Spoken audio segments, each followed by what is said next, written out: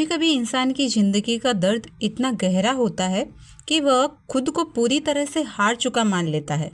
लेकिन जब इंसान टूटकर बाबा श्याम के चरणों में गिरता है तो उसकी किस्मत का हर पन्ना बदल जाता है।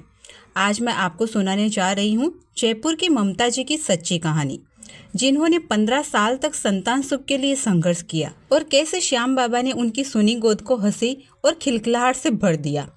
दोस्तों, स्वागत है आपका आपके अपने चैनल भक्ति की शक्ति पर। आज हम जो कहानी सुनाने जा रहे हैं वह एक सच्ची कहानी है।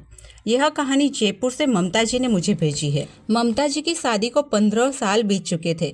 शादी के शुरुआती कुछ साल बहुत अच्छे गुजरे। पति का छोटा सा कारोबार था, परिवार मध्यम वर्गीय था, लेकिन खुशियों से भरा हुआ था। ममता जी पूरे दिल से परिवार की देखभाल करती, घर को संवारती, रिश्तेदारों का सम्मान करती। लेकिन धीरे धीरे समय बीतता गया और एक सवाल ने पूरे परिवार की खुशियों पर साया डालना शुरू कर दिया। संतान सुख कब मिलेगा? हर त्योहार, हर पारिवारिक समारोह ममता जी के लिए एक कसौटी बन जाता। रिश्तेदार और पड़ोसी ताने मारते, अरे इतने साल हो गए, बच्चा कब करेगी? शायद दिक्कत ममता में ही होगी। यह शब्द तीर की तरह दिल को छलनी कर देते। पति हमेशा उनका साथ देते और कहते, ममता तुम चिंता मत करो, सब भगवान की मर्जी है। लेकिन ममता जी को अपने आंसू अक्सर अकेले ही बहाने पड़ते। कई बार रिश्तेदार उनकी हंसी उड़ाते। समाज की क्रूरता यही है कि जहां इंसान को सहारे की जरूरत होती है वहीं लोग और चोट पहुंचाते हैं। ममता जी और उनके पति ने हार नहीं मानी। उन्होंने जयपुर के बड़े से बड़े डॉक्टर को इलाज करवाया। आयुर्वेदिक दवा, एलोपैथिक ट्रीटमेंट, पूजा पाठ, तांत्रिक, सब कुछ आजमा कर देख लिया। कभी किसी डॉक्टर ने कहा सब नॉर्मल है, समय आने दो। कभी किसी ने कहा उम्मीद बहुत कम है। लेकिन साल पर साल गुजरते गए। शादी को 10 साल हो गए, फिर 11, 12 और आखिरकार 15 साल हो गए। अब तक ममता जी की उम्मीदें टूट चुकी थी। रात को जब सब सो जाते तो वह चुपचाप तकिए में मुंह छिपाकर रोती। उन्हें लगता शायद उनकी किस्मत में माँ बनना लिखा ही नहीं है। यही वह दौर था जब उनकी पड़ोसन, जो खुद श्याम बाबा की परम भक्त थी, उनसे अक्सर मिलने आती थी। एक दिन उन्होंने देखा कि ममता जी बहुत ही टूटी हुई हालत में दिख रही है और बहुत ही उदास लग रही थी। उन्होंने धीरे से उनके पास जाकर कहा, ममता, जब इंसान के पास कोई रास्ता नहीं बचता तो एक दरवाजा हमेशा खुला रहता है, और वह है हमारे श्याम बाबा का दरबार। ममता जी ने उदास स्वर में पूछा, क्या सचमुच बाबा मेरी सुनेंगे? मैंने तो हर जगह माथा टेका है, पर कहीं से कोई उम्मीद नहीं मिली। पड़ोसन ने आत्मविश्वास से कहा, बाबा श्याम से दिल से मांग कर देखो ममता, खाटू धाम जाकर एक बार उनके चरणों में गिर कर देखो। बाबा अपने भक्तों को कभी खाली हाथ नहीं लौटाते। कुछ ही समय बाद पड़ोसन ने ममता जी और उनके पति को खाटू श्याम जी धाम चलने के लिए मनाया। यात्रा का अनुभव ही अलग था। जैसे ही खाटू की धरती पर कदम रखा, ममता जी के दिल में एक अजीब सी शांति उतर आई। मंदिर के बाहर भीड़ थी, हर कोई श्याम बाबा की जय के जयकारे लगा रहा था। जब ममता जी ने बाबा के दरबार में प्रवेश किया और उनकी मूर्ति पर पहली बार दृष्टि डाली तो उनकी आंखें भर आई। उनके मन में सिर्फ एक ही प्रार्थना थी, हे बाबा, अब तक मैं बहुत रोई हूँ, बहुत टूट चुकी हूँ, अब आप ही मेरी आखिरी उम्मीद हो। अगर मेरी गोद भरनी है तो बस आप ही भर सकते हो।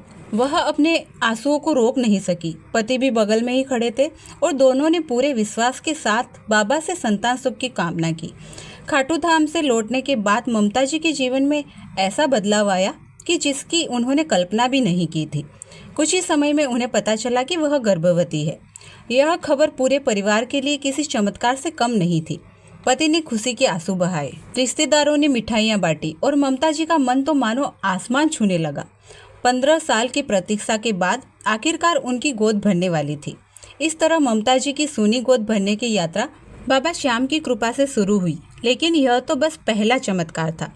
जब इंसान की सबसे बड़ी खुशी ही उसकी सबसे बड़ी परीक्षा बन जाए, तब भरोसे की ताकत ही उसे बचा सकती है। ममता जी की गोद भरने के बाद उनकी खुशियां अधूरी ही रह गई, क्योंकि उनका बेटा अचानक भयंकर बीमारी की चपेट में आ गया। लेकिन कहते हैं ना, जब सारी उम्मीदें टूट जाती है तब श्याम बाबा अपने भक्तों को संभालते हैं। किस्मत ने शायद अभी और परीक्षा लेनी थी। जब बच्चा 1.5 साल का हुआ, एक दिन अचानक उसे बुखार आ गया। शुरुआत में सबने सोचा कि सामान्य बुखार है, दवा दी, घरेलू इलाज किया, लेकिन बुखार बढ़ता ही चला गया। धीरे धीरे हालत इतनी खराब हो गई कि बुखार सिर में चढ़ गया। बच्चे की आंखें सुस्त होने लगी, हाथ पैर ढीले पड़ने लगे, ममता जी घबरा गई और तुरंत बच्चे को नज़दीकी डॉक्टर के पास ले गई। डॉक्टर ने कहा कि मामला गंभीर है और तुरंत बड़े अस्पताल में ले जाने की सलाह दी। परिवार बच्चे को जयपुर के बड़े अस्पताल में ले गया। दिन बीते, हफ्ते बीते, महीने बीते, लेकिन बच्चे की हालत में कोई सुधार नहीं हुआ। कभी डॉक्टर कहते हमें और टेस्ट करने होंगे, कभी कहते दवा का असर क्यों नहीं हो रहा है, समझ नहीं आ रहा है। फिर बच्चा धीरे धीरे दूसरी बीमारियों की चपेट में भी आने लग गया था। शरीर कमज़ोर होने लगा। ममता जी का दिल बैठे जा रहा था, पर फिर भी उम्मीद नहीं छोड़ी थी उन्होंने। आखिरकार उन्होंने बच्चे को दिल्ली के बड़े एम्स अस्पताल में दिखाया। वहाँ के बच्चों के स्पेशलिस्ट डॉक्टरों से उम्मीद थी कि शायद अब कुछ होगा, लेकिन कई दिनों की जांच पड़ताल के बाद डॉक्टरों ने साफ कह दिया, अब इसके बचने की उम्मीद बहुत ही कम है। यह सुनकर ममता जी और उनके पति की दुनिया उजड़ गई। पति बाहर ही रो पड़े और ममता जी तो जैसे पत्थर की मूर्ति बन गई। जब सारे रास्ते बंद हो गए तब ममता जी को अपनी वही पुरानी पड़ोसन याद आई जिसने उन्हें पहली बार श्याम बाबा से मिलाया था। वह दौड़कर उनके पास गई और रोते हुए बोली, बहन जी, अब मेरे पास कोई रास्ता ही नहीं बचा, मेरा बच्चा शायद मुझसे छिन जाएगा। पड़ोसन ने उन्हें ढांढस बनाते हुए कहा, ममता, बाबा को याद करो, एक गांठ की मन्नत बांधो, विश्वास रखो, बाबा तुम्हें निराश नहीं करेंगे। उसकी बात सुनकर ममता जी ने अपने आंचल में 11 रुपए रखकर गांठ बांध ली और बाबा से प्रार्थना की, हे श्याम बाबा, अब मैं पूरी तरह हार चुकी हूँ, अब आप ही मेरा आखिरी सहारा हो। अगर इस बच्ची को मेरी किस्मत में लिखा है तो इसे बचाना अब आपके ही हाथ में है। गांठ बांधने के 7 से 8 दिन बाद अचानक जैसे किस्मत ने करवट ली हो, ममता जी बच्चे को लेकर जयपुर के MP हॉस्पिटल पहुंची, जहां अचानक उन्हें एक डॉक्टर मिले। यह डॉक्टर हफ्ते में सिर्फ एक बार मुंबई से आते थे। उन्होंने बच्चे की सारी रिपोर्ट्स ध्यान से देखी और कहा, इस बच्चे को ठीक किया जा सकता है, मुझे इसका इलाज अपने हाथ में लेने दीजिए। यह सुनकर ममता जी की आंखों से आंसू झरझर बहने लगे। उन्हें लगा जैसे खुद श्याम बाबा डॉक्टर के रूप में आकर कह रहे हो, चिंता मत करो, अब तुम्हारा बच्चा ठीक हो जाएगा। डॉक्टर ने दवाई लिखी और भरोसा दिलाया। धीरे धीरे बच्चे पर दवा का असर होने लग गया था। पहले हफ्ते में ही हल्का सुधार दिख रहा था। 1 महीने बाद बच्चा थोड़ा थोड़ा खेलने लग गया था और 6 महीने की मेहनत और इलाज के बाद वह बच्चा पूरी तरह से स्वस्थ हो गया था। परिवार की आंखों में जो चमक थी वह शब्दों में बयां नहीं की जा सकती थी। ममता जी रोज बाबा का नाम जपती और मानती कि यह चमत्कार किसी डॉक्टर का नहीं बल्कि श्याम बाबा की कृपा ही है। बच्चा जब पूरी तरह स्वस्थ हो गया तो 6 महीने बाद ममता जी अपने पति और बेटे के साथ फिर से खाटू धाम पहुंची। वो जैसे ही बाबा के दरबार में पहुंची, उनकी आंखों से आंसू झरझर बहने लगे। उन्होंने बाबा का लाख लाख धन्यवाद किया। वहीं मंदिर में उन्होंने अपने आंचल में बांधी गांठ खोली और बाबा को अर्पित कर दी। उनका दिल कह रहा था, बाबा, यह बच्चा आपकी ही देन है, आपने ही इसे नया जीवन दिया है, हम जीवन भर आपके आभारी रहेंगे। इस तरह ममता जी की कहानी सिर्फ संतान सुख पाने की नहीं बल्कि विश्वास और भक्ति की शक्ति की कहानी बन गई। आज उनका बेटा पूरी तरह स्वस्थ है, परिवार खुशहाल है और ममता जी हर जगह यही संदेश देती है, कभी हार मत मानो, जब सब दरवाजे बंद हो जाए तब श्याम बाबा का दरवाजा ही आखिरी सहारा हो।